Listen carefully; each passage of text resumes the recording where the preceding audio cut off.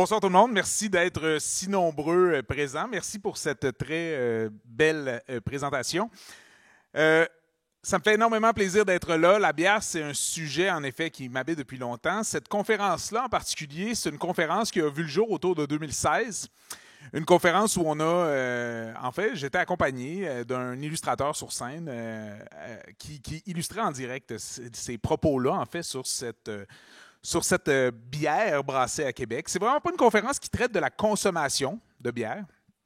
J'aime mieux vous en avertir tout de suite. Si vous voulez des us, des coutumes, des habitudes, il y a des gens qui le font bien mieux que moi.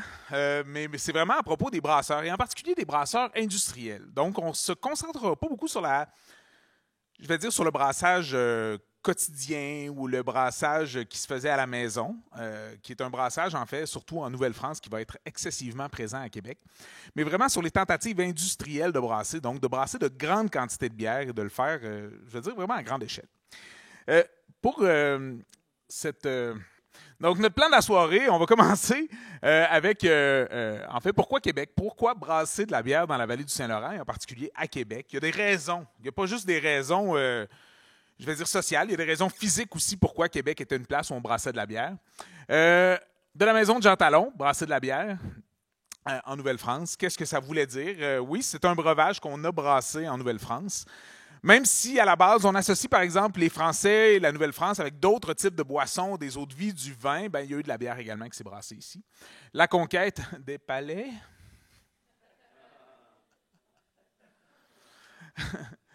J'ai ajouté même de l'intendant. Parce que la conquête va en fait changer les habitudes, mais va également faire en sorte qu'il y ait des brasseurs de très grande envergure qui vont venir s'établir ici, qui vont également avoir connaître beaucoup de succès. J'enchaîne avec la révolution industrielle et l'évolution du marché, finalement, qui va couvrir un peu la période à partir de la deuxième moitié du 19e siècle jusqu'à, grosso modo, les années 1960. Et puis finalement, je vais vous parler de la fin de la... Donc, j'ai entendu Marie-Josée dans la présentation, on parlait de la DAO. On est à Québec ici, là. C'est une DA. Personne ne buvait de la DAO à Québec, là. Arrêtez-moi ça. Puis c'était 85% de la bière dans les années 60 qui se buvait à Québec, c'était de la DA. C'était de la DA pour tout le monde. Arrêtez-moi ça. Bon. Donc, commençons par le commencement. Pourquoi Québec? Je vous montre cette gravure de Richard Short qui est du 18e siècle. Mais je pense que le sujet principal de la gravure nous indique pourquoi on brasse la bière à Québec. C'est l'eau. C'est l'eau qui est au centre. C'est l'eau du fleuve. L'eau du fleuve qui nous permet en fait de faire venir des ingrédients si on en a besoin. Mais je vais commencer, dans le fond, avec une petite question de base, là, un peu simple. Puis, n'hésitez pas à participer. Moi, je suis quelqu'un qui, quand j'offre des conférences, ça ne me dérange pas du tout que les gens... Là, je ne vous inviterai pas à prendre des questions parce que je suis une vedette. Donc, je vous vois pas. Fait que je ne verrai pas les mains levées, étant donné que j'ai une lumière qui descend amoureusement sur mon visage. Mais si vous avez, surtout pour la prochaine partie, je vais demander votre collaboration. Donc, à votre avis, quel est l'ingrédient numéro 1 le plus important dans la bière? Ah, j'ai entendu, OK, j'ai entendu quelques-unes. Un de ceux que j'ai entendu très fort, c'est le houblon. Non. Le houblon, c'est une plante. S'il y avait 90% de houblon dans votre bière, ce serait une salade. Mais j'ai entendu ça pendant beaucoup de monde. C'est pas pour se moquer, c'est vrai. On réfléchit. Puis même si je disais, OK, mettons, on a entendu l'eau, le houblon, quels sont les autres ingrédients qu'il y a dans la bière? L'orge, une céréale, ça c'est parfait. Puis il y en a un dernier? La levure. Donc, c'est la levure. Il y a 4 ingrédients, mais le plus important, celui qu'on trouve à 90%, souvent même plus, dont on a énormément besoin aussi pour brasser la bière, c'est l'eau. Donc, l'eau, et de l'eau à Québec, on a la chance non seulement d'avoir le fleuve, qui est une voie d'eau, mais d'avoir accès à des rivières autour de Québec, des sources près de la ville de Québec, qui ont une eau qui est très pure et de très bonne qualité. Donc, avoir de la bonne eau accessible facilement, c'est ça que vous avez besoin pour brasser de la bière à la base. Si vous avez une région où vous n'avez pas accès à ces sources d'eau-là en bonne quantité et en grande quantité, ce ne sera pas une bonne région brassicole. Parce que le reste des ingrédients, croyez-le ou non, eux, ils se transportent bien. Donc, si vous êtes capable d'amener de l'eau en bateau, c'est un réel défi, là. Si vous étiez au 18e siècle, c'était un des plus grands défis sur la navigation, entre autres intercontinentale. On amenait l'eau dans des barils. Souvent, dans ces barils-là, on essayait de mettre des espèces de tissus pour essayer de garder notre eau fraîche puis d'enlever les asticots. En tout cas, c'était toute une aventure. Mais on avait souvent un problème d'eau fraîche, justement, en ville. Donc, avoir de l'eau de bonne qualité, excessivement important. Le deuxième ingrédient, c'est une céréale. Généralement, c'est de l'orge, mais ce n'est pas que de l'orge. Donc, il peut y avoir d'autres céréales. J'ai entendu tantôt blé, entre autres. Il peut y avoir d'autres céréales qui peuvent avoir été maltées, qui peuvent être utilisées pour faire de la bière. Mais, disons, pour garder ça simple, parce qu'encore une fois, j'ai dit que ce n'était pas une conférence qui traitait des habitudes de consommation. Ce ne sera pas une conférence chimique non plus, là. Donc, je ne m'embarquerai pas là-dedans. Puis là, je dis ça, puis dans à peu près 15 diapositives, je vais vous expliquer comment la bière est faite. En tout cas, c'est comme une semi-réussite, ce que je fais là. Finalement, le troisième ingrédient, on l'a dit aussi, c'est le houblon. C'est une plante grimpante. Je vais me rappeler une visite que j'avais faite dans une brasserie en Belgique il y a plusieurs années, une vingtaine d'années. Puis la dame qui essayait de nous dire, vous savez, le houblon, c'est très important dans la bière parce que si vous regardez cette plante-là, c'est une plante comme une cocotte, c'est la cousine du chanvre. Donc, ça explique des choses. Puis elle me faisait des clins d'œil. D'accord, madame. J'essaie de dire que l'orge, en tout cas, c'est les sucres qui sont cassés, mais bon, c'est toute une autre histoire. Je pense que ça fonctionnait bien dans sa visite à elle. Donc, eau, orge, houblon, et le dernier, c'est la levure. La levure, en plus, c'est le petit ingrédient magique.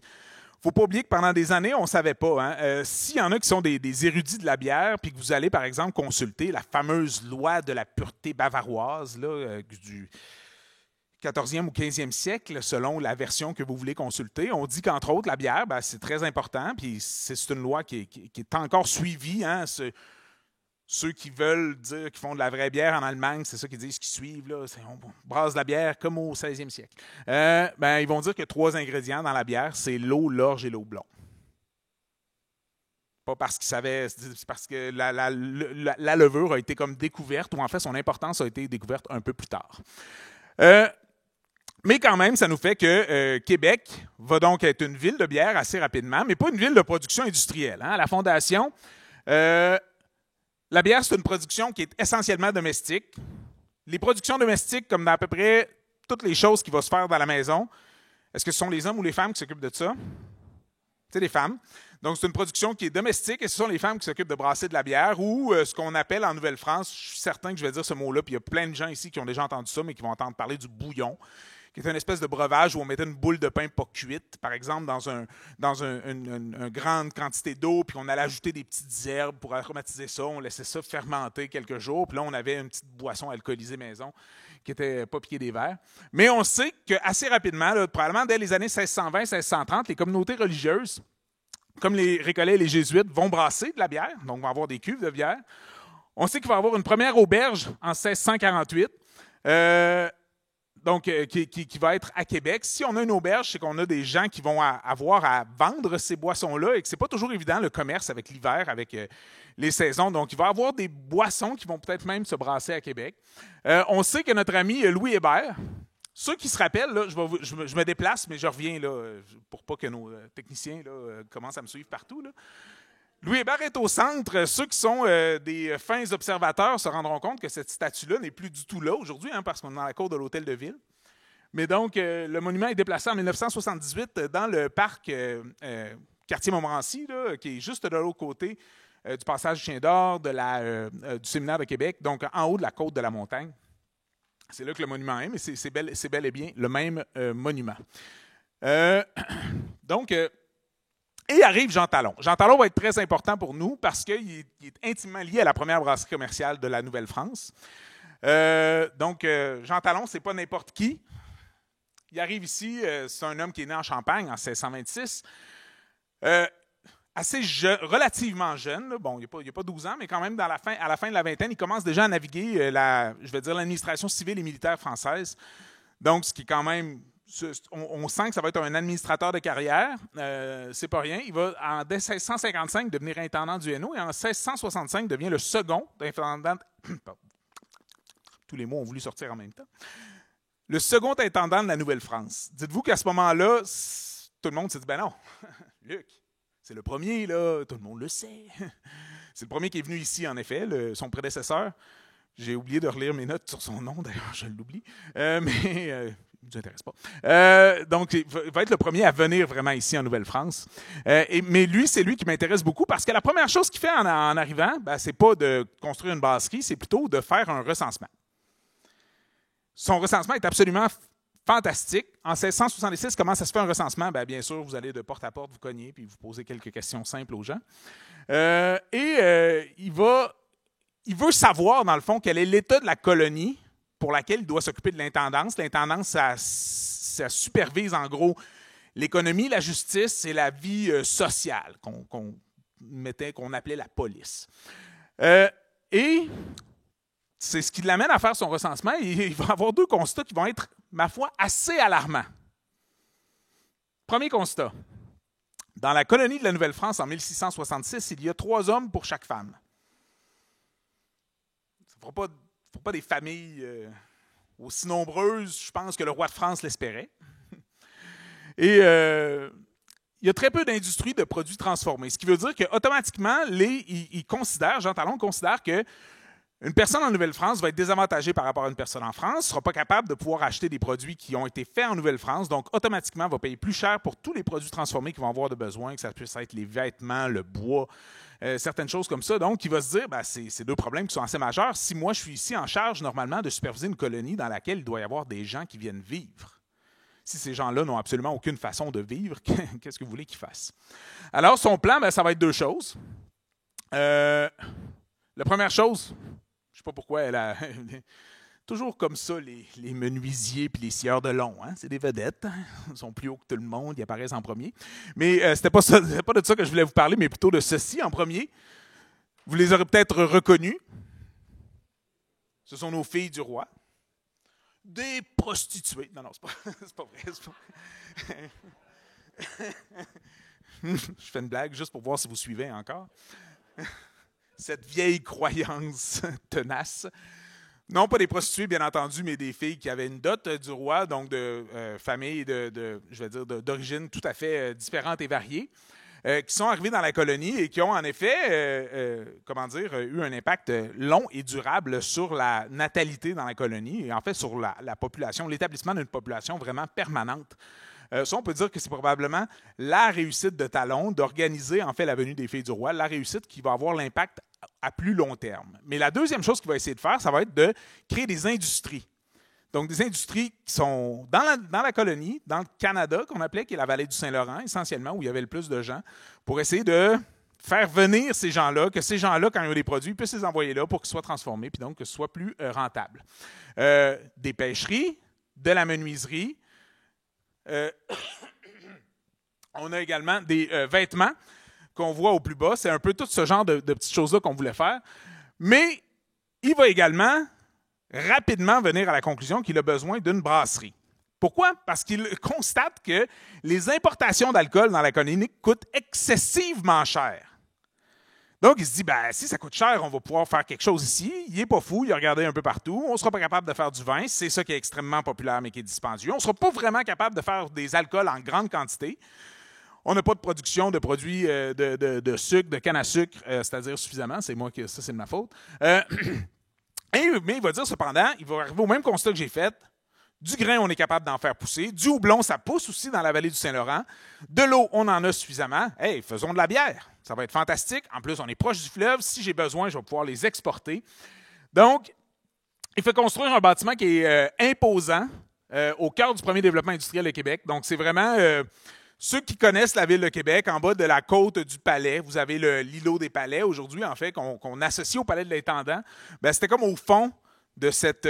plus près, là, en fait, c'est pas l'îlot des Palais qui est là, c'est pas ce bâtiment-là, c'était comme de l'autre côté, plus près de la falaise qu'on avait cet énorme bâtiment-là. Donc, la falaise qu'on devine juste ici. Il fait venir 2 énormes cuves de brassage de bière de la France. Il va utiliser jusqu'à 12 000 minots de grains par an. Donc, c'est une utilisation massive de grains qui va être faite. Donc, ça, en plus, c'est une bonne chose, comme je disais, parce que c'est de l'argent qui s'en va directement dans les poches de colons. Il va produire 4 000 barriques de bière par année. Avez-vous vu combien il y a d'habitants en Nouvelle-France? Ça devait veiller fort. En fait, dites-vous que la réalité, c'est qu'il espérait que la moitié de sa production soit destinée vers les Antilles pour pouvoir faire un échange d'eau de vie, notamment de rhum avec eux. Selon les informations, ça n'a pas été un énorme succès, cette partie-là. Au final, contrairement aux Filles du Roi, la brasserie Talon ne lui survivra pas. Va être en production pendant environ 5 ans, jusqu'au tout début des années 1770. Mais il n'y aura pas de production industrielle qui va s'installer. C'est tellement des grands bâtiments qu'au départ, on ne sait pas ce qu'on va faire avec. Ça va devenir le palais de l'intendant, littéralement, donc la résidence officielle. Imaginez, c'était sa brasserie. C'était pour dire qu'on avait construit une brasserie complète, là. Il y avait des cuves, salle de maltage, tout était beau. On pouvait faire la bière de A à Z là-dedans. Mais il faut dire qu'ils devaient se battre également contre une perception, si vous êtes capable de lire cette citation, moi que j'ai toujours trouvé assez fascinante, qui représente bien comment on percevait la bière en Nouvelle-France, ou en fait en France d'Ancien Régime, parce que cette citation-là vient d'Europe. On disait que la bière, elle échauffe le sang, altère et cause des catarrhes, ça c'est des gros rhumes, des fluxions et des hydropisies, des fièvres et autres grièves maladies, ainsi qu'il a été reconnu par plusieurs médecins expérimentés. Hein? Ça vous donne le goût, hein? Donc, voyez-vous, c'était la réputation qu'on donnait. Bref, on essaie de faire boire de la bière, mais il y a une cabale. Socialement, c'est pas un breuvage pour lequel il y a une grande promotion. D'ailleurs, si vous voulez en savoir plus sur cette consommation-là, je vous invite à lire ce livre-là. C'est pas pour rien que j'ai fait une image là, de Catherine Ferland. C'est vraiment, à mon sens, le meilleur livre qui explique excessivement bien quelle était la nature de la consommation d'alcool en Nouvelle-France. Donc, Bacchus en Canada, je vous invite à le consulter si ce n'est pas fait. Changement d'empire. Je trouve que ce qui illustre le mieux, en fait, le changement de goût qui va se préparer, c'est une gageure qui va être prise entre cet homme qui est Louis-Antoine de Bougainville. Donc, si vous êtes des gens qui connaissaient très bien la guerre de la Conquête, vous savez que Bougainville, c'était un des officiers généraux du général Montcalm qui organisait les troupes françaises. Si cependant, vous n'êtes pas du tout des amateurs de la conquête, mais que vous êtes plutôt français, vous savez que Bougainville, c'est un grand explorateur. Pourquoi il a pris des gageurs? En réalité, c'est les deux. C'est la même personne. Donc, il a été le premier Français à faire une circumnavigation de la Terre, comme c'est le Cook des Français. Mais il était ici, donc au moment de la guerre de la conquête. Et ce que je m'apprête à vous dire n'a absolument aucun rapport avec ce qui se passe à Québec. Mais en 1758, il y a une rencontre entre Bougainville et le capitaine James Abercrombie. Vous allez dire, ben non, il n'était pas capitaine, il était général de toutes les troupes anglaises. En fait, c'était le neveu du général, mais c'était le capitaine James Abercrombie qui portait le même nom. Ils se rencontrent dans un fort anglais et ce qui va être super intéressant, c'est qu'ils vont avoir un souper et ils vont faire une gageure. Et au souper, ils vont se dire, parce qu'on est en 1758, quelle bataille importante se déroule à cette époque-là, à l'été 58, c'est le siège de Louisbourg. Louisbourg, on se rappelle, une forteresse que les Français qualifiaient d'imprenable. Bon, ceux qui connaissent l'histoire savent que c'était pas vrai. Mais dites-vous qu'à ce moment-là, Bougainville est assez confiant que ça va bien aller.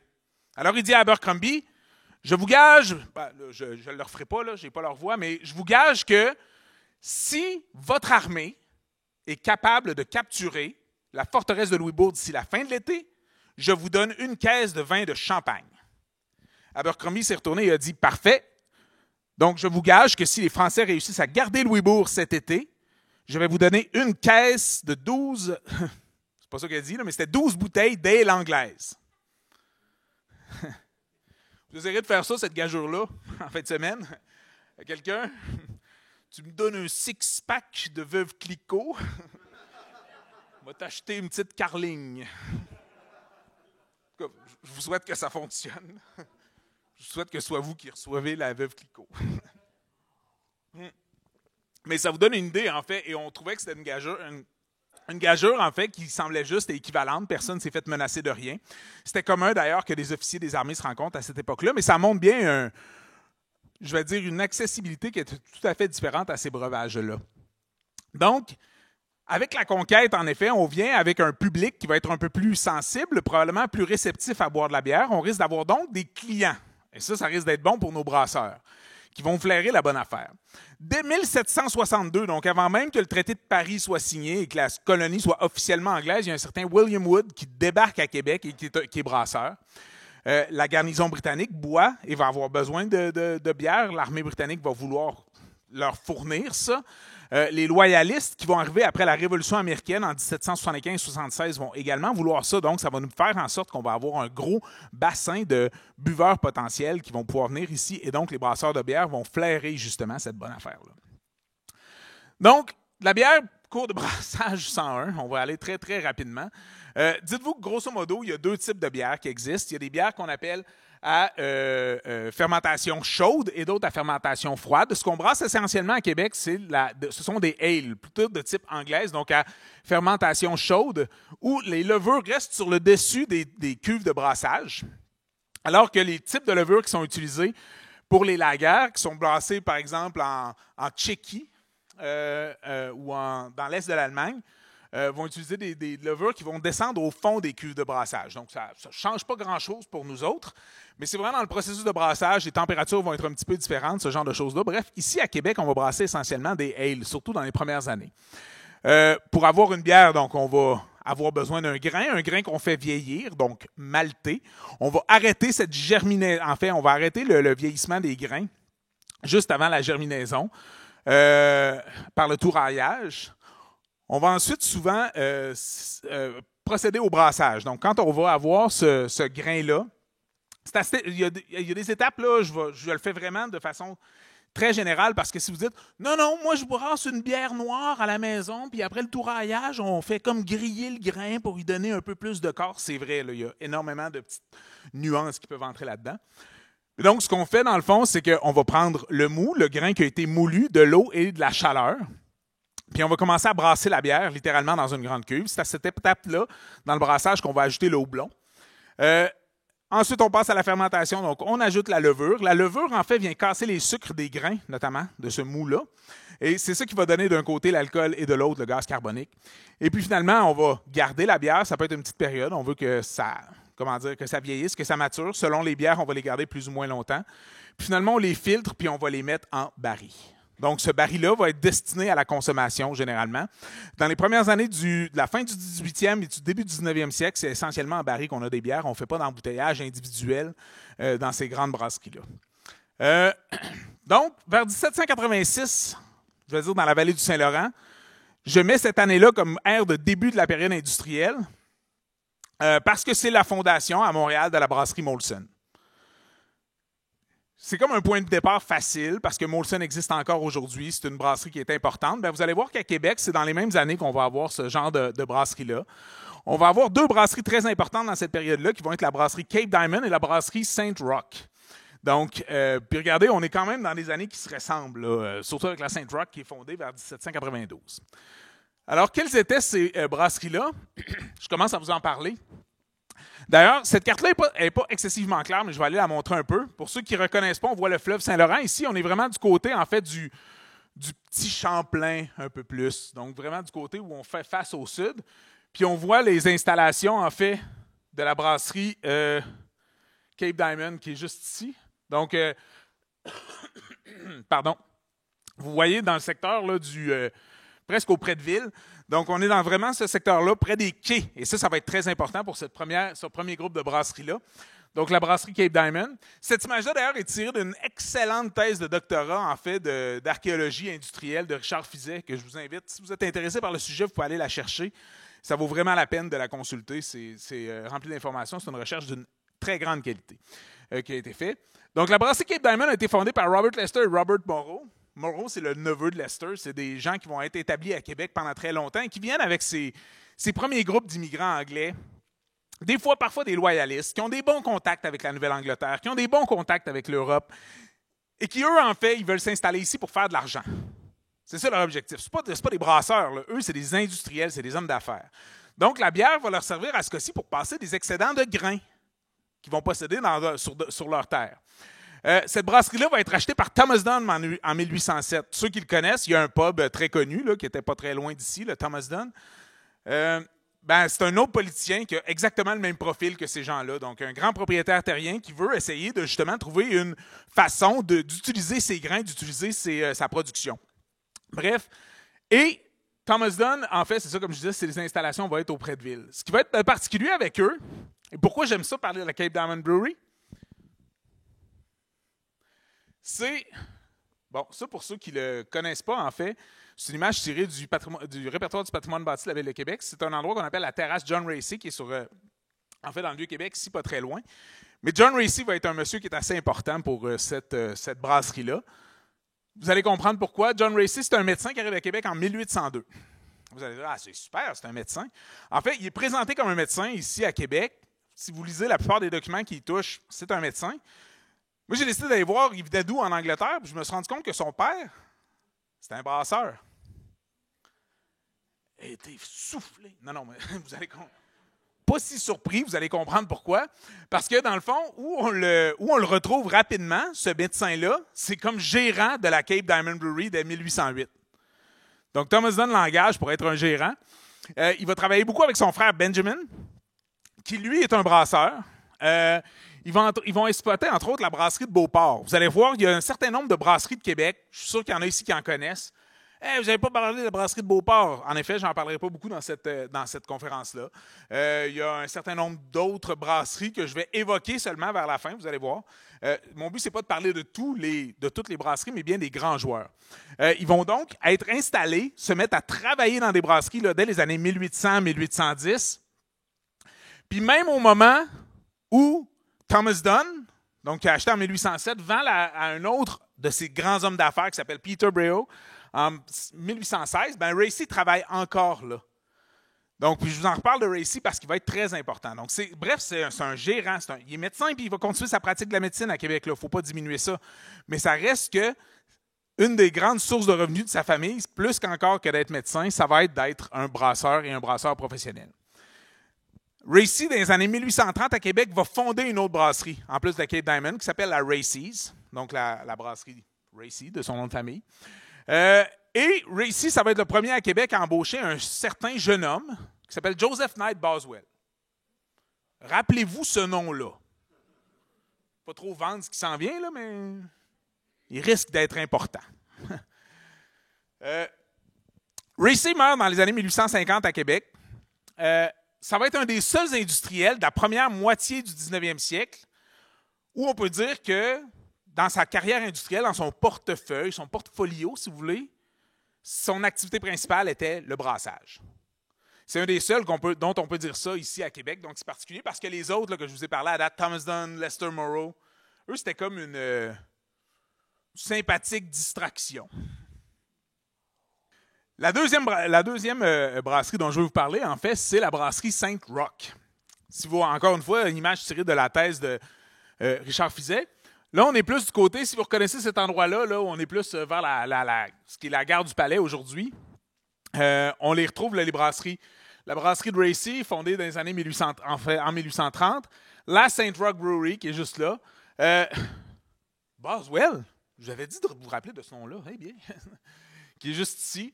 Et une brasserie qui s'appelle la brasserie McCallum. Vous allez voir, ce nom-là aussi va être important.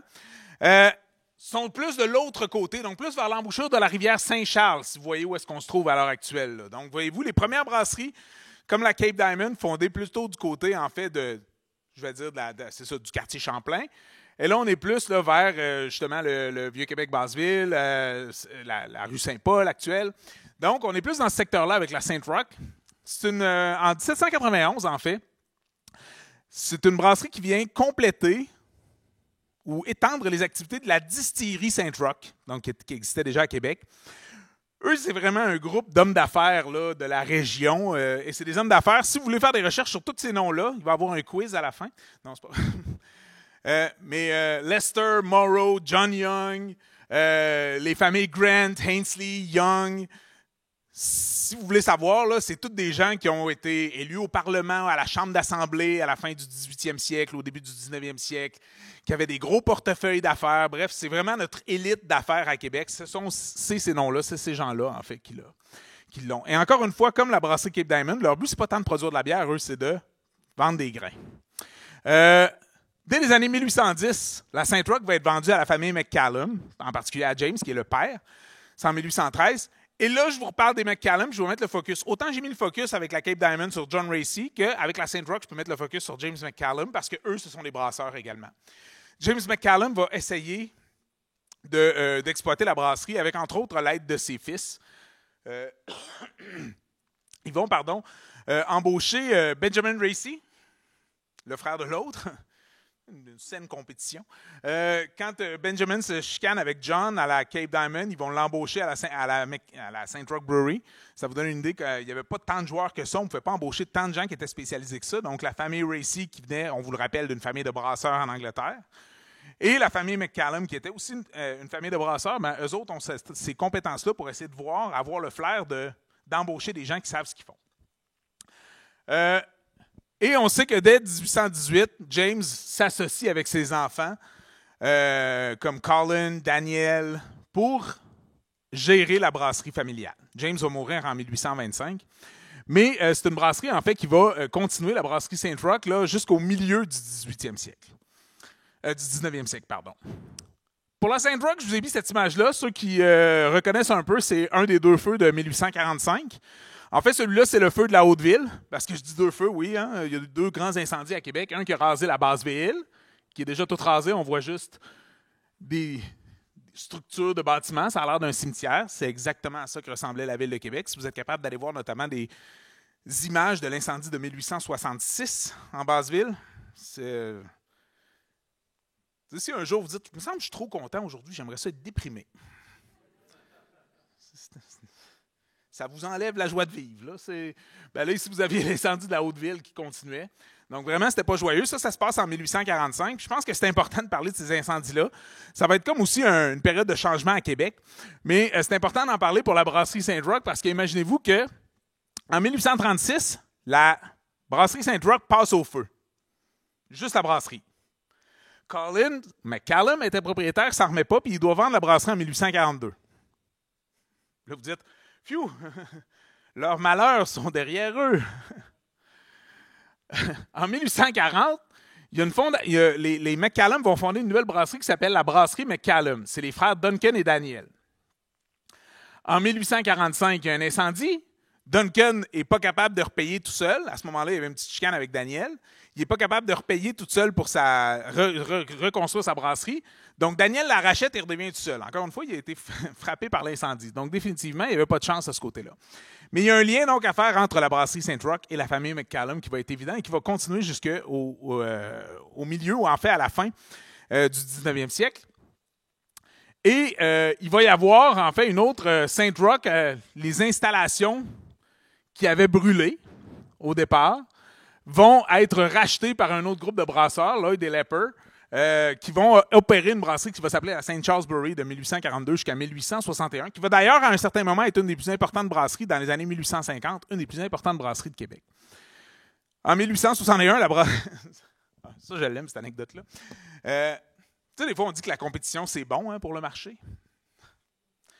Dans les années 1850 puis 60 à Québec, les brasseurs ils ont dit « pas si bon que ça ».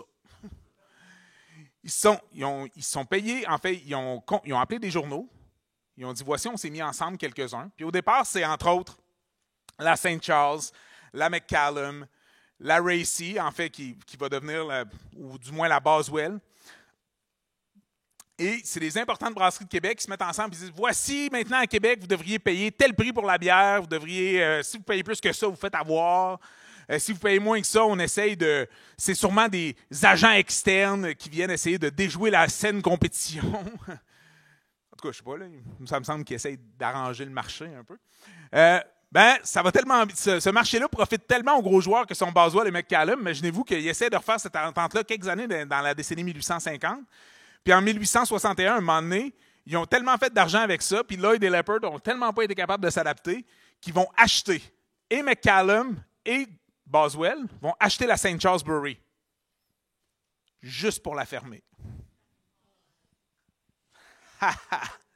Il rira bien qui rira le dernier. C'est vraiment à l'époque des années 60 où Daniel McCallum et Joseph Knight Boswell dominent le marché de Québec. Donc, c'est cette période-là aussi, comme je disais, là, on a comme fait j'ai fait un saut un peu à cause des incendies et de la fondation de la McCallum, mais c'est pour vous parler que ça va être comme une période de consolidation, cette deuxième moitié du 19e siècle-là à Québec. Si vous voyez d'ailleurs une extraordinaire photo ici, moi je l'adore. On est en bas de la côte du Palais. On avait une Boswell's Brewery. Donc, c'est la brasserie de Joseph Knight Boswell. Mais en gros, il y a deux familles, donc comme je le disais, dans la deuxième moitié du 19e siècle qui dominent l'industrie brassicole à Québec. C'est la famille McCallum. Puis je dis le demi-siècle des Boswell parce que, pas tant parce que c'est eux qui vont avoir le meilleur demi-siècle, mais je scoop ma faim un peu. Ça va pas bien pour tout le monde, ce demi-siècle-là. En tout cas, vous allez réagir tantôt. Je m'attends à ce que vous fassiez comme... Pardon. Donc, dans ce demi-siècle-là, qu'est-ce qui se passe au niveau de la production? C'est le moment où on va commencer à avoir de la publicité. Donc, tranquillement, pas vite, on va avoir on va commencer à parler de marques de bière. Hein? Donc, plus que de sortes de bière. Dans la première moitié du 19e siècle, comment la bière se vendait, c'est que les gens arrivaient dans le journal et disaient « Hey, on a notre New Ale, qui est une petite bière de saison, plus fraîche, plus intéressante. Ou on a notre Old Ale, une bière plus costaude. » Alors que là, tranquillement, pas vite, on voit dans les publicités à partir des années 1840 que les grands brasseurs se mettent à dire « Hey, vous devez demander de la Boswell quand vous allez dans votre taverne préférée. C'est de la Boswell. Puis assurez-vous que c'est écrit Boswell dessus. » Entre autres, il y a un grand brasseur de Montréal, William Dow. Gardez-le en tête, lui aussi. William Dow, qui va faire mettre des sceaux sur sa bière, qui va vouloir que les bières soient reconnues, puis que vous demandiez la bière, puis s'il n'y a pas le sceau dessus, c'est sûrement une copie. Donc, ça vous donne une idée, on va commencer à voir ça. Et tranquillement, pas vite, avec le 19e siècle aussi, ça va être une période d'énormes changements technologiques. Ce que ça veut dire, en fait, c'est que ça va complètement chambarder, comme le reste de l'économie de la ville de Québec va être chambardée, mais ça va complètement chambarder la production de la bière. Comment ça va se faire? Ben, je vais vous en donner quelques exemples de ces grands changements technologiques-là. On va avoir tranquillement pas vite de l'embouteillage en série qui va commencer à se faire. Donc, vous n'avez plus besoin de juste avoir des gros barils puis que c'est des gens qui individuellement remplissent des bouteilles. Non, vous allez avoir des machines qui vont commencer à charger de l'embouteillage. Vous allez commencer à avoir des méthodes de transport qui vont être plus sécuritaires. On disait, durant la première moitié du 19e siècle, que quand vous déplaciez votre bière, vous aviez automatiquement une taxe au transport. Parce qu'avec des charrettes, les routes étaient dans un mauvais état, donc automatiquement, vous aviez des pertes. C'était automatique. Donc, il y avait une taxe au transport. Ben, avec la fin du 19e siècle, vous n'avez plus cette taxe au transport-là. Et deuxième chose, vous commencez à avoir des moyens de transport mécaniques qui vont avoir de la réfrigération. Et ça va changer complètement le marché de la bière, en fait, non seulement à Québec, au Québec et en Amérique du Nord, parce que ça va faire en sorte qu'il y a des joueurs de l'extérieur qui vont commencer à essayer de venir sur votre marché. Parce que je ne sais pas si vous avez remarqué, mais jusqu'à présent, dans les années 1840, 50, 60, je ne vous parle absolument pas de compétition externe. Pas parce qu'il n'y a aucun brasseur ailleurs, mais c'est parce que ça n'existe pas de la compétition externe. Les gens n'essayent pas de venir sur votre marché avec leur bière parce que ça aurait été trop coûteux. Ils n'auraient jamais été capables d'avoir une saine compétition parce que juste cette expédition-là leur aurait coûté trop cher. Donc ça va être deux exemples qui vont être importants. Et finalement, qui mène au grand marché, en fait, tranquillement pas vite, surtout au tournant du 20e siècle, c'est l'ouverture des grands marchés aux vraiment grands joueurs nationaux, par exemple, que sont les brasseries Labatt, O'Keeffe, et nord-américains comme Anheuser-Busch et Schlitz. Bière que tout le monde a bu ici. Tu sais, des fois, il y a des compagnies qui ont perdu à Québec, mais aux États-Unis aussi, c'est ça qui se passait. Savez-vous pourquoi la bière Anheuser-Busch, qui sont les brasseurs de la bière, une petite bière que vous avez peut-être entendu parler, la Budweiser, savez-vous pourquoi on dit que c'est la première grande bière nationale aux États-Unis? Pour quelle raison? Parce que les créateurs, les fondateurs de la compagnie, avaient également la première grande compagnie de wagons réfrigérés aux États-Unis. C'est comme, voilà, ils avaient gagné. Au Monopoly, là, il y avait Place du Parc, puis il y a des hôtels là-dessus, puis les Schlitz, c'était pas chanceux, prenaient toujours les mauvais jets de dés, en tout cas, ça coûtait cher. On était hypothéqués. Je commence avec la famille McCallum.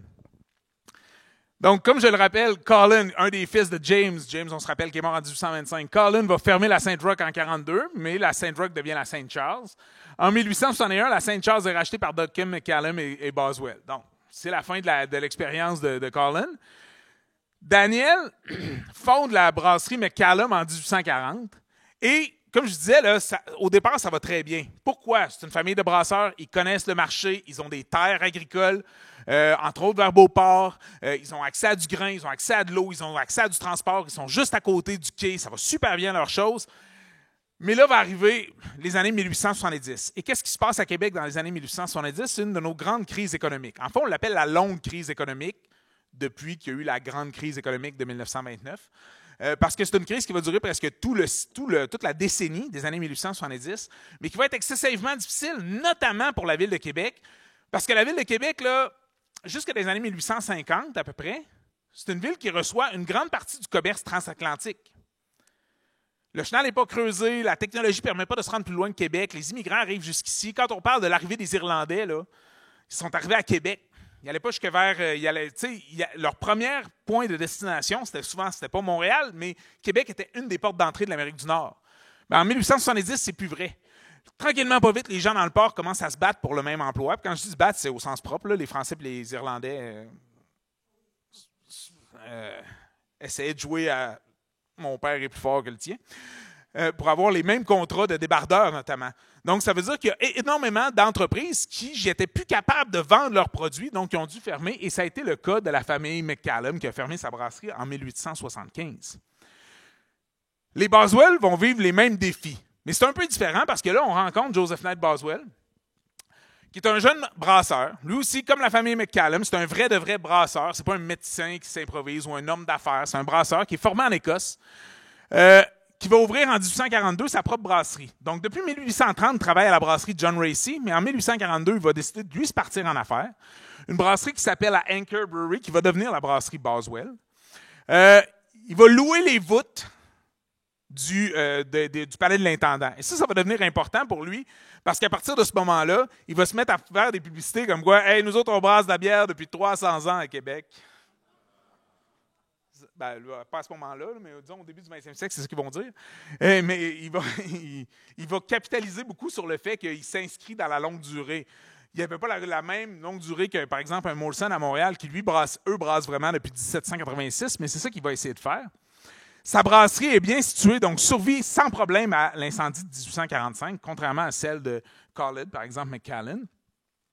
Et en 1870, à l'autre des grands troubles, regardez ça, là, c'est la deuxième plus importante brasserie à Québec. Ils ont 75 employés. C'est énorme. C'est une grande machine industrielle dans la ville de Québec de la fin du 19e siècle. Et là, ça va aller tellement mal qu'au milieu des années 1870, il va vendre sa propre brasserie à une banque. La banque va dire, vous pouvez continuer de l'exploiter. C'est leur seule façon de rester solvable. Puis Boswell va continuer d'exploiter sa brasserie et il ne sera pas obligé de la fermer.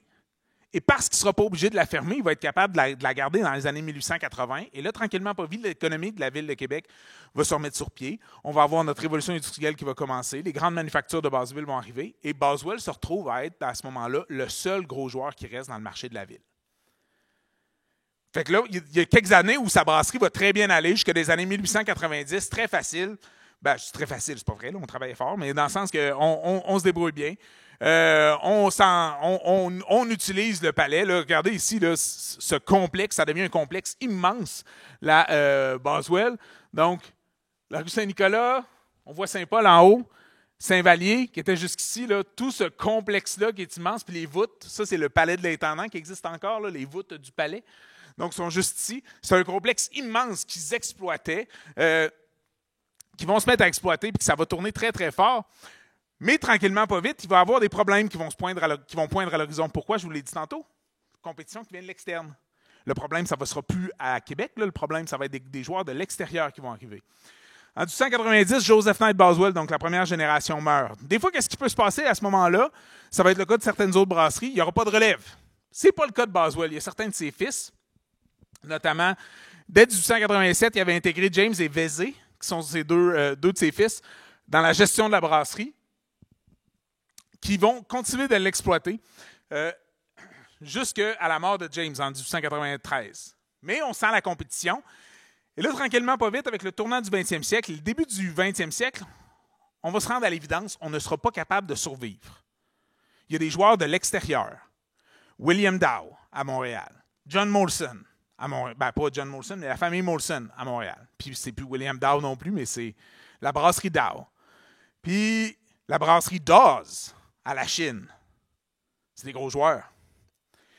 Puis la Batte, qui est à l'extérieur. O'Keeffe, qui est à l'extérieur du Québec. Ils sont un peu trop forts pour qu'on puisse résister à ça. On n'a peut-être pas les rangs assez solides. Il faudrait essayer de créer quelque chose qui va nous permettre, face à cette compétition, c'est pas une blague, hein, c'est un vrai billet de la banque Molson. C'est une vraie chose qui a existé. Des fois, je montre ça, puis les gens sont comme « Hey, ça va bien? » On croirait Donald Trump. Mais c'était une vraie chose. Quand je dis une vraie chose crédible qui valait de la vraie argent, là. Contrairement à d'autres. Donc, ils vont fonder un consortium qui s'appelle National Breweries en 1909. Qui va devenir plus tard Canadian Breweries, mais je vais y revenir. Donc, National Breweries en 1909, c'est un regroupement de 14 brasseurs qui vont posséder le 3/4 du marché. Au début, ça a l'air gros, hein, les lois anti-monopole. Dites-vous que ces lois anti-monopole-là, c'était pas si facile. Mais oui, 14 brasseurs qui vont posséder le 3/4 des marchés. Notamment, ça va inclure la brasserie Dow et Dawes de Montréal, la brasserie Boswell de Québec, mais aussi, je vais vous en montrer quelques-unes d'autres. D'autres brasseries de Québec qui joignent, comme la Foxhead dans Saint-Sauveur, juste en bas de la côte de Salaberry aujourd'hui, là, juste à gauche, dans le fond. La brasserie Champlain dans Saint-Roch. Et la brasserie Proto et Carignan, qui était dans le Vieux-Québec également. Donc, c'est 3 autres brasseries, en fait, de la région qui vont finir par faire partie du groupe de National Breweries. L'intérêt de ce groupe-là, au départ, c'est vraiment de mettre nos ressources en commun. Acheter du grain en plus grande quantité. Faire en sorte que certaines brasseries vont se mettre à brasser, en fait, des marques. Ou en fait, une étiquette de bière plus que leur brasserie à eux. C'est comme ça qu'on arrive à Québec. C'est pas parce que Dow, en particulier, a acheté de la bière, a acheté le Boswell à Québec, mais c'est parce qu'en joignant National Breweries, avec les années 20, puis surtout avec les années 30, on va tomber à 3, 4 marques de bière qu'on va brasser, et les gros brasseurs régionaux qui vont rester ouverts, avec les plus grosses installations, vont brasser une marque. Donc, c'est pour ça qu'ici, à Québec, on brasse la DA. Parce que National Breweries a déterminé que c'était ça la bière qui serait brassée ici à Québec. Puis quand je dis ça, quand je dis « Hey, ils ont décidé ça », n'oubliez pas qu'au départ, il y a au moins 2 des fils de Joseph Knight Boswell qui sont sur le conseil d'administration de National Breweries. Là. Donc, ils étaient conscients, ils étaient autour de la table, ils ont pu décider, notamment avec Norman Dawes, si je me rappelle bien, donc qui était le président de la bière Dawes à Montréal, qui siégeait également sur ce conseil-là. Donc, à Québec, ça veut dire qu'on va essayer de développer nos propres outils de marketing. Comme je vous disais, on brasse la bière depuis 300 ans, c'est fantastique. On ouvre les voûtes de talons comme cette espèce de petit bar de dégustation expérientielle. Aujourd'hui, il y aurait des baristas 4e vague avec des tatous sur les mains. Là, ou... non. Blague pour les jeunes. Mais... donc, c'était vraiment, le but, c'était un peu de se lier à cette grande histoire-là. Mais même en 1909, ce consortium-là va avoir des défis. Donc, durant la première moitié du 20e siècle, il va y avoir la prohibition au Canada, qui heureusement ne touche pas le Québec, mais qui va avoir des défis pour une partie des compétiteurs qui commençaient à essayer d'aller dans d'autres marchés. Il y a d'autres marchés qui essaient d'envoyer leur bière au Québec, au contraire, parce qu'ici, on peut vendre de la bière. Donc, tranquillement, pas vite, la compétition de l'extérieur, entre autres de la Batte, va commencer à être très forte. Entre autres, de Molson va commencer à être excessivement forte. Tellement que National Breweries va être racheté par ceux qui ont en fait fondé Carling, qui avaient racheté O'Keeffe, et ça va devenir un groupe immense qui s'appelle Canadian Breweries. Ça devient en 1952. Donc, à ce moment-là, on pourrait dire, hey, 1952, on fait partie du plus gros groupe de brasseurs au Canada. La seule compétition qu'on a à peu près, c'est Molson. Peut-être la Batte, mais ils sont loin. C'est pas énervant. Tout va bien. On va continuer de brasser de la bière pour 100 ans à Québec. Non. Puisque vient l'année 1966. En 1966, on annonce, au cours de l'année, 16 décès un peu mystérieux. Une maladie grave qui frappe des gens de la Basse-Ville. On ne comprend pas pourquoi. Puis, tranquillement, pas vite, la santé publique ouvre une enquête et on se rend compte qu'un des seuls points communs que ces gens-là, qui ne se connaissaient pas automatiquement, avaient, c'est que c'était des grands buveurs de bière. Et en particulier des grands buveurs de DA.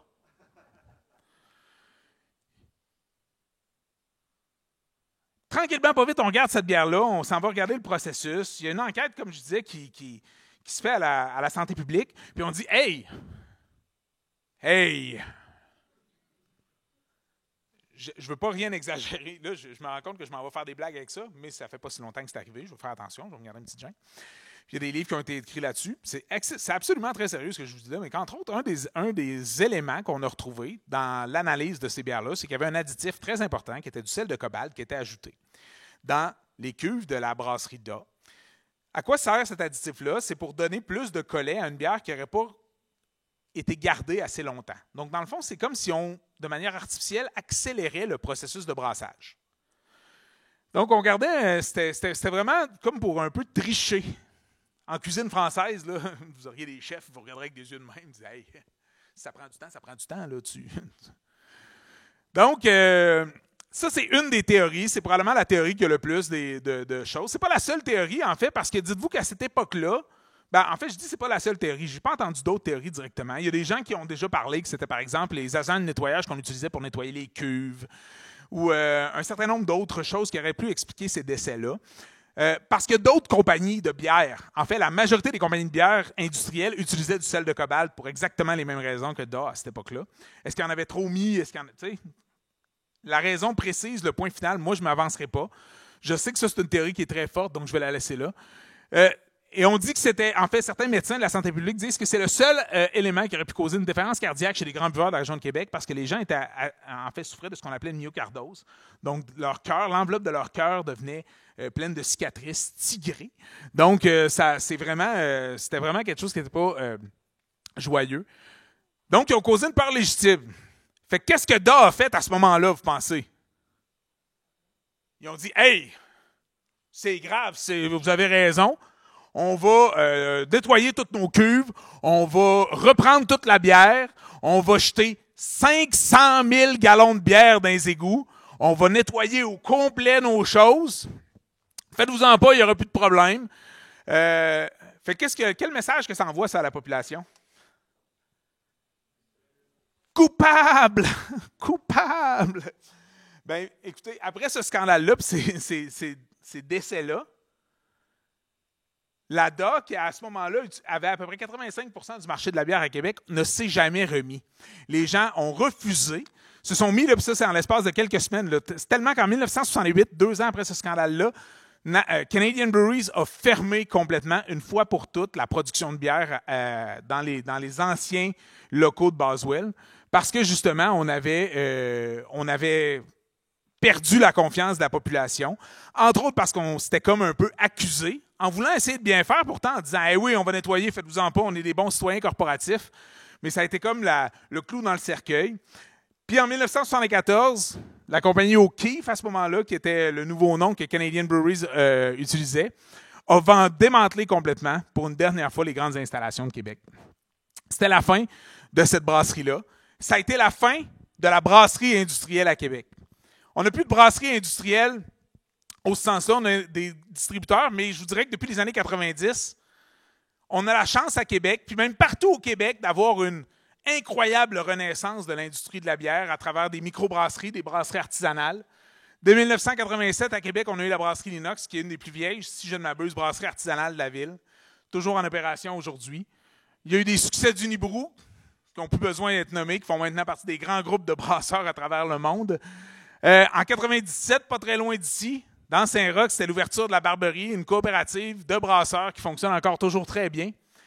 Juste pour vous donner une petite idée de ça, on est passé là, au début des années 2000 de 31 microbrasseries à plus de 140 en 2015. La dernière fois que j'avais vérifié, juste avant la COVID, on était bien au-dessus de 200. Puis là, je sais que ça a redescendu un petit peu. J'ai plus le chiffre exact, c'est pour ça que je m'arrête là. Je trouve que le bon est assez important pour que vous compreniez l'impact que ça a pu avoir.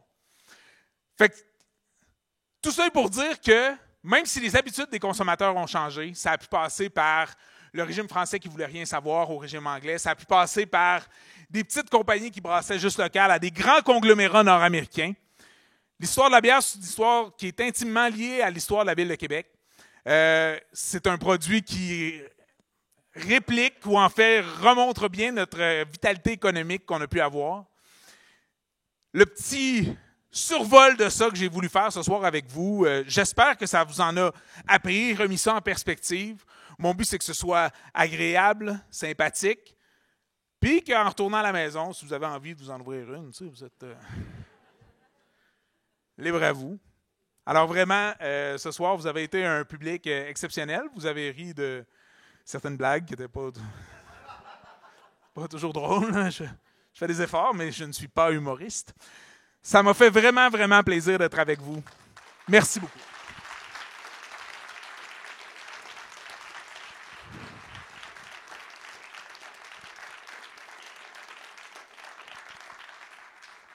C'est bien gentil. Il y aura une période de questions, mais plus tard. Donc, un deuxième set qui commence. Non, c'est pas vrai. Mais avant, c'est parti. On est ici pour une raison ce soir, en fait. Donc, c'est le 100e anniversaire. Cette conférence-là s'inscrit dans une série de conférences du 100e anniversaire des Archives de la Ville de Québec. Et c'est à l'invitation, à l'instigation, en fait, de la Ville de Québec et de son service d'archives que je suis ici ce soir. Donc, je suis très content qu'il m'ait invité. Mais bien entendu, pour ça, j'aimerais également, on m'a invité à leur passer la parole. Donc, je vais inviter M. David Tremblay des Archives de la Ville de Québec à venir nous adresser la parole quelques minutes à propos du service d'archives. Merci beaucoup. Bonsoir. Alors, mon nom est David Tremblay, je suis archiviste à la Ville de Québec. L'idée de cette présentation-là, c'est de présenter un fonds d'archives qui a un lien avec la présentation qui a été faite par Luc, brillamment faite par Luc ce soir. Alors, ce que je vais vous présenter, c'est la collection Bernard Hayes. En fait, dans les archives de la Ville de Québec, on a toutes sortes de documents qui sont produits par l'administration, qui sont des procès-verbaux, des résolutions, des règlements, des avis publics, des états financiers. Il y a des rôles d'évaluation, des publications, des photos, mais dans l'idée d'enrichir puis de bonifier le contenu des archives, d'offrir un portrait qui soit le plus complet possible de la vie à Québec et de l'évolution de sa société. On fait des acquisitions de fonds d'archives au fil du temps. On a commencé en 1971 avec le fonds de Charles Baillarger. On en a environ 150 aujourd'hui. Alors, celui que je vais vous présenter ce soir, c'est la collection Bernard Hayes. Pourquoi? Parce que la collection Bernard Hayes, c'est une collection qui porte essentiellement sur la bière à Québec, sujet que vient d'aborder Luc. Alors, qui est Bernard Hayes? En fait, Bernard Hayes, c'est, je ne sais pas si vous arrivez à lire, sinon je vais vous le lire. Le Bernard Hayes est né en 21 et décédé en 97. De 1941 à 1986, il a travaillé chez O'Keeffe, donc il était vraiment dans le domaine. Les activités professionnelles de Bernard Hayes l'ont amené à découvrir un intérêt certain pour la bière et aux pièces à caractère muséologique de ce type d'institution. Cet intérêt remonte à un sujet mentionné par Luc, justement, l'union de deux consortiums, la National Breweries et la Canadian Breweries, qui concrétisait la fusion d'un grand nombre de brasseries, parmi lesquelles on retrouve les brasseries Coors, Champlain, Frontenac, Boswell, et etc. Donc, c'est l'intérêt personnel de Hayes qui s'est développé dans son travail au quotidien chez O'Keeffe, qui l'a amené à constituer une collection de documents. Et quelques années après sa retraite de chez O'Keeffe, en 1989, il a approché les archives de la Ville de Québec pour leur faire don de sa collection. Alors, qu'est-ce qu'on trouve dans la collection de Bernard Hayes? On trouve de l'information sur l'histoire des voûtes talons, dont Luc vient de nous parler, évidemment d'autres sujets dont Luc vient de nous parler, que ce soit à la fois la brasserie Boswell, la brasserie Da, entre 1821 et 1987. Qu'est-ce qu'on y retrouve? Des recherches relatives à l'industrie de la bière. On retrouve également un volume autographié par Joseph Knight Boswell lui-même, des photographies représentant le palais de l'intendant, les voûtes talons et les bâtisses des brasseries. On y retrouve au total, quand on lit dans notre instrument de recherche aux archives de la Ville de Québec, dans nos outils de recherche, il y a 11 cm de documents textuels, 55 photos, un plan. Ce n'est pas un fonds énorme, mais qui est quand même très riche. Et pourquoi on appelle ça collection au lieu de fonds? Parce que lorsqu'il s'agit d'un fonds, c'est que les gens, la personne est le producteur des documents. Dans le cas d'une collection, il s'agit plutôt de documents accumulés, collectionnés par un individu qui a constitué une collection à travers de pièces qu'il a de l'année à gauche et à droite. Et tout ça, donc, des documents dont il n'est pas l'auteur. Donc, Monsieur Bernardoz avait créé une collection de documents liés à l'histoire de la bière à Québec qu'il a donné aux Archives de la Ville en 1989. Alors, je vais vous présenter quelques-unes des pièces. Évidemment, ce n'est pas toute la collection, mais quelques éléments qu'on retrouve dans la collection Alors, première thématique, les voûtes talons dont Luc nous a parlé. Et sur cette photographie-là, qu'est-ce qu'on trouve dans les voûtes talons? C'est rien de moins qu'une réunion du conseil d'administration de la DA, ou la DA, si on est plus de Québec, dont Luc a parlé, et en 1953. Donc, on est à la voûte talon, donc ce qui est aujourd'hui l'îlot des Palais. Ce sont des lieux qui existent toujours et qui sont assez chargés d'histoire. Ensuite, à la photographie suivante, tout simplement une porte qui se trouve là, dans les voûtes talons toujours. Et ensuite, un autre lieu dans les voûtes talons, on avait assez agrémenté les lieux de toutes sortes de pièces de collection. Et là, on a des bonnes vieilles raquettes à la canadienne qui sont dans les voûtes talons. Alors voici, il y en a d'autres évidemment, mais ça, ce n'est qu'un échantillon. Ensuite, deuxième thématique, la fameuse DA ou DA. Alors, quelques photographies que M. Hayes avait accumulées. Alors, le bâtiment de la DA qui se trouvait au coin de la rue Saint-Nicolas et de la Côte-Sanson. Puis, on voit une image qui montre un peu un côté assez syndicaliste qu'il y a eu dans l'industrie de la bière depuis assez longtemps. Donc, soyons unis, hommage à nos travailleurs. L'image suivante, qu'est-ce qu'on y retrouve? On trouve encore une fois le bâtiment de la DA, mais qui semblait adopter des décorations au fil des saisons. Par exemple, à gauche, une décoration, on est décoré pour Noël. À droite, on est décoré pour le carnaval et on y lit « Le carnaval n'a qu'un appui, c'est la bougie ». Image suivante que je trouve très intéressante, alors c'est la mise en baril de la bière à la DA dans les années 40. Là, je trouve ça très précieux là, d'avoir une photographie comme ça. Là, et tout ça grâce au don de M. Bernard Hayes. Ensuite, une autre encore, c'est une photographie d'un défilé où on voit encore un message un peu syndical, hommage aux travailleurs de la brasserie DA, avec justement le message fabrication syndicale qu'on trouve encore beaucoup aujourd'hui sur plusieurs des caisses de bière que l'on peut acheter, en particulier les bières industrielles. Autre thématique, la brasserie Boswell, dont Luc nous a parlé également. Alors, on trouve ici des autocollants avec le logo de la Boswell. Ensuite, qu'est-ce qu'on trouve? Une bonne canette de bière, un peu d'époque. Évidemment, ça ne ressemble pas du tout aux canettes qu'on a aujourd'hui, une canette de la Boswell, donc photographie d'une canette. Et la toute dernière, c'est un autocollant avec le logo de la Boswell sur lequel on voit un écureuil, puis ça, celui-là, je vous l'ai apporté juste le temps que je le sorte de la boîte d'archives.